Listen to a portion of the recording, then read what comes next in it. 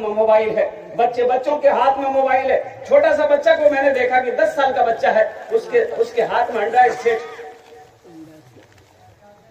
ओ set है, बताओ ना,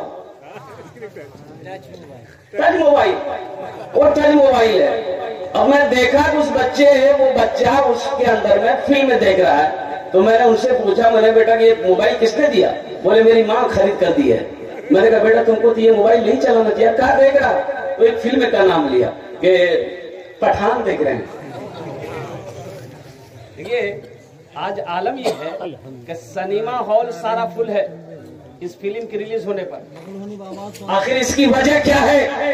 क्या सिनेमा हॉल फुल हो गया है सिर्फ इस फिल्म की वजह से लोग टूट पड़े देखने को? इसकी वजह क्या है? तो पता ये चला कि इस फिल्म की मुखालिफत हुई थी, इसलिए लोग देखना चाहते हैं। अरे मुखालिफत तो नमाज पर भी हुई थी, मस्जिदें खाली क्यों है? मुखालिफत तो टोपी पर भी हुई थी, तुम्हारे सर पे टोपी क्यों नहीं है?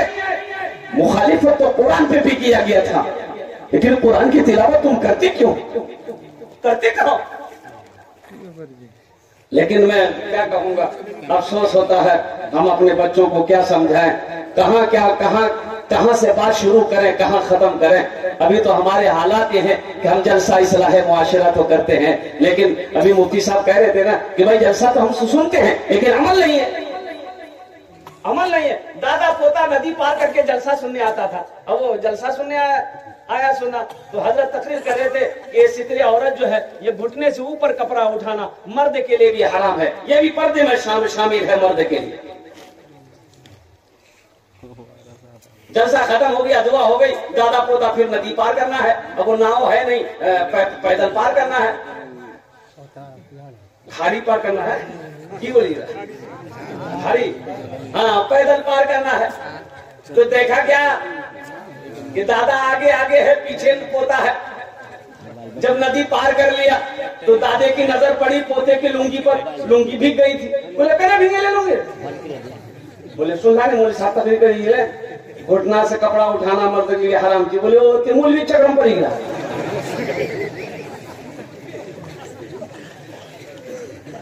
तुम मौलवी के चक्कर में पड़ गए कि हमरा देख लेंगे तकरीर, हम सुनना आज 20 साल से तकरीर सुनेगी, जे सुनेगी वो अपन छोड़ दी बाद में आ गई। तुमने देखा नहीं हमको, हम लुंगी खोले मथा में बांध। भाई जलसा सुन के फायदा हुआ? अरे बोलिए ना, फायदा हुआ? अमल की नीयत से सुनो मेरे बच्चों।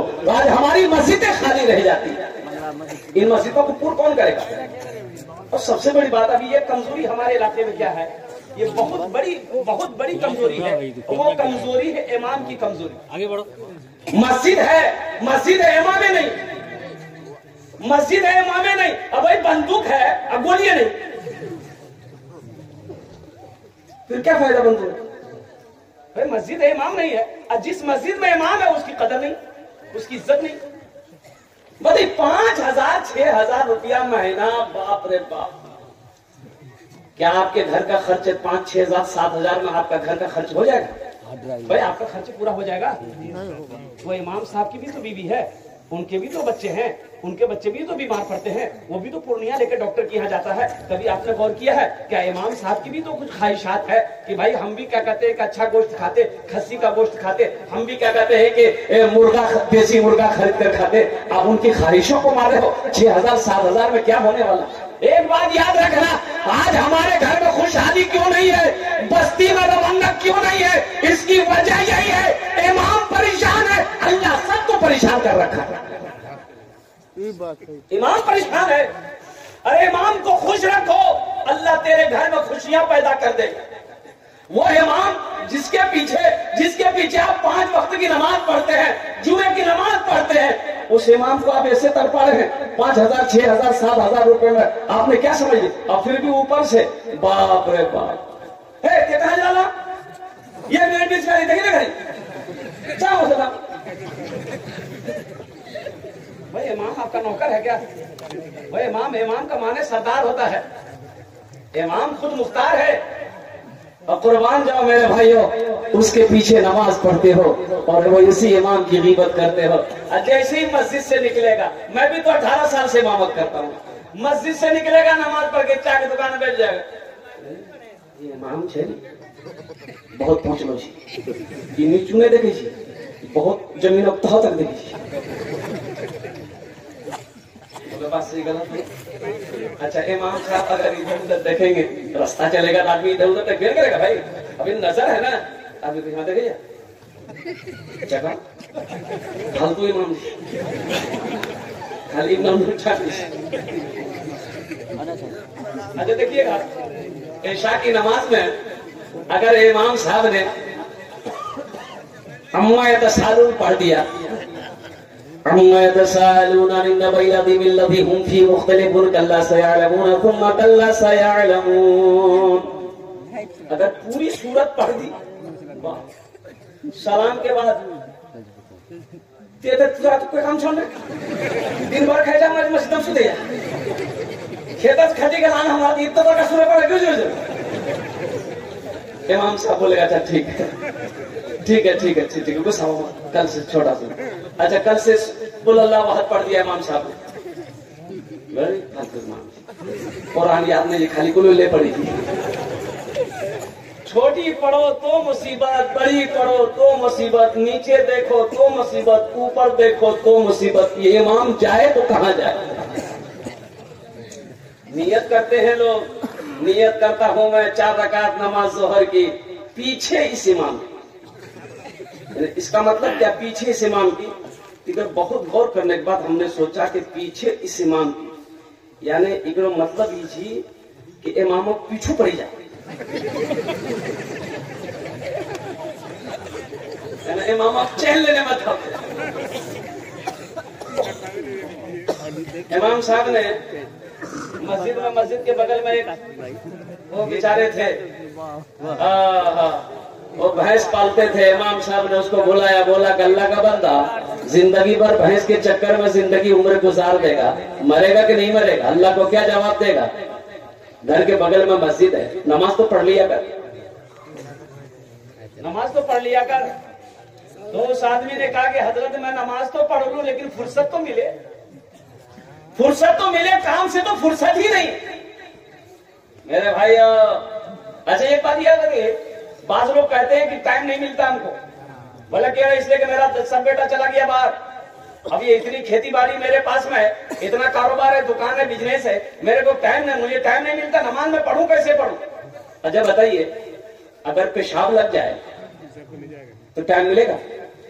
पेशाब लिए बोलो बाबा बहुत पेशाब लगा, अभी तो पेशाब लगा, जा पेशाब करो, बोले टाइम नहीं चाहिए। पेशाब के लिए टाइम है, पखाने के लिए टाइम है, गु गु गु तो चलते रहता है, तो जितना ज्यादा सब फैक्ट्री इनकम, इसके भरने के लिए टाइम है, सोने के लिए टाइम है, काम के लिए टाइम है, हर चीज के लिए टाइम है। अगर टाइम नहीं है तो सिर्फ नमाज के लिए टाइम नहीं। अफसोस है कि नहीं? अल्लाह ने 24 घंटा दिया, 24 घंटे के अंदर में 1 घंटा अल्लाह के लिए नहीं निकाल सकते? भाई निकालोगे इंशाल्लाह? कितने लोग तैयार इंशाल्लाह नमाज पढ़ेंगे? नमाज के बोलो ना काज আছে, काज के बोलो আমার নামাজ আছে, नमाज के बोलो ना काज আছে, काज के बोलो আমার নামাজ আছে।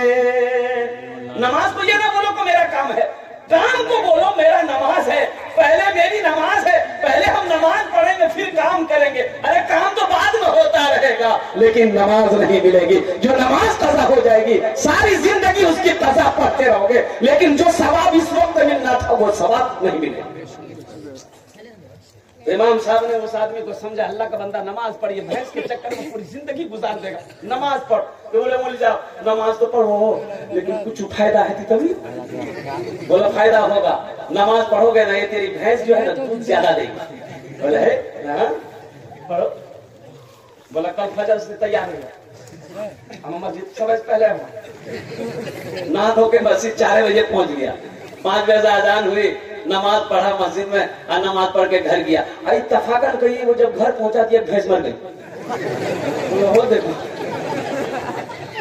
आखिर नमाज शुरू के लगने भैंस मरेगी। दौड़ा दौड़ा भागा आया इमाम साहब, बोला इमाम साहब गजब हो गया। बोला क्या हुआ? बोला देखिए अब ये फजर पढ़ के गए ना, वो भैंस एक मर गई। तो इमाम साहब ने कहा